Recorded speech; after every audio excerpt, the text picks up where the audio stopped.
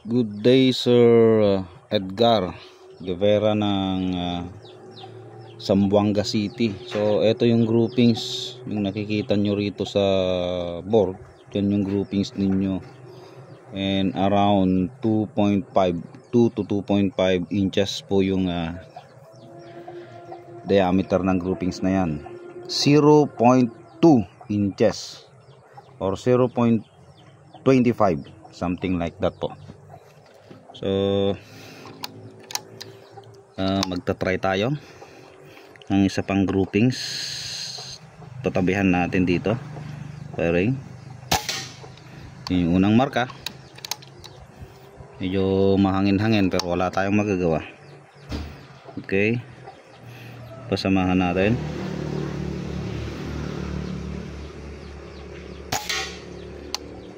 Okay, magalaw ang shooter.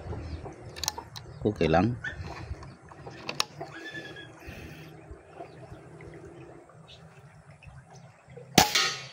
Pumasok sa reference point.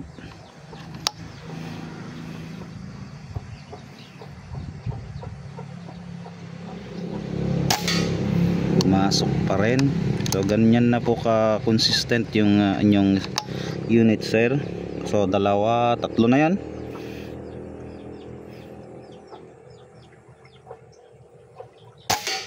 Apat, pumasok pa rin dun sa reference dead center.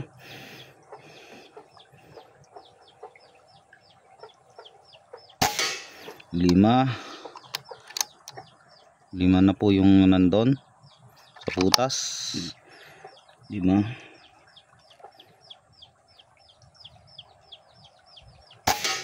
6 na po yun. So subukan natin yung 10 shots consistency nya. 6.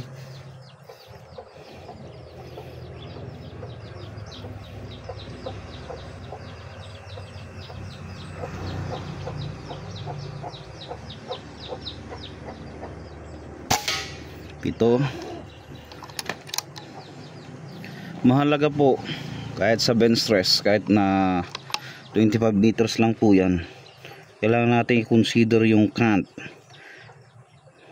Pag nag-iba kasi yung angulo ng iyong rifle excuse me, mag-iiba rin yung exit point ng iyong pag-exit ng iyong projectile. Firing. Masok pa rin. So 8 na yan. 8. Dalawa pa.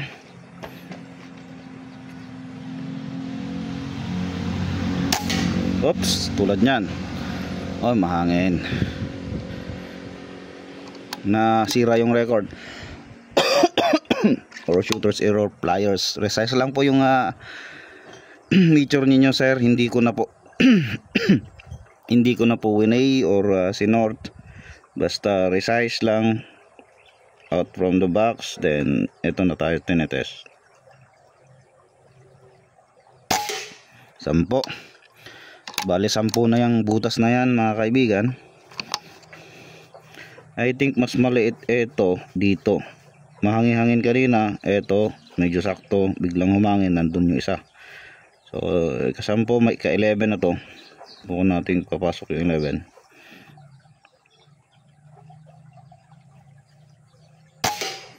Okay, 11 shots po. Ganyan ko po ka-tight yung kanyang grouping, Sir Edgar Guevara ng Zamboanga City. I know na ilalaban mo to sa competition, pero hindi na to aabot kasi may shipping day pa, delivery. So napakaliit po niyan. Ikakaliper ko mamaya. Isisingit ko po dito sa video yung kanyang photo ng malapitan. So bale yan, sir, pupuntahan ko mamaya yan. Papakita natin yung groupings diameter niyan using caliper. I-edit ko po yung pag-ubo-ubo ko. Umuubo kasi ako rito. Anyhow, yung pag shooting natin, hindi natin kinat yan. Tatanggalin po natin tong cellphone dito sa side cam. So ayan, Sir Edgar, napaka-accurate po ng unit ninyo. Taurus SN240026, Sir Edgar. So ayun po yung ating 25 meters. Gamit po ko ngayon yung ating scoop, kasi ito lang naman ang scoop mayroon sa akin na mayroong side cam. Yung scoop menu po nandito po, sasalpak na rin po natin mamaya at kukunin natin yung data of past engagement mo. Meron din akong ginawa na record kung saan siya napaka consistent na tank fill. Sasend ko rin sa inyo to. Ito po yung gamit natin, resize po na Meteor, resize to 5.50, gamit yung ganitong resizer. Isasend ko rin sa inyo yung link nito, sir, or hindi ko alam, na-send ko na rin siguro sa inyo para orderin na rin ninyo. Actually 5.53 po, yung lumalabas 5.50. So ayan po yung inyong unit, sir. Pupuntahan ko yung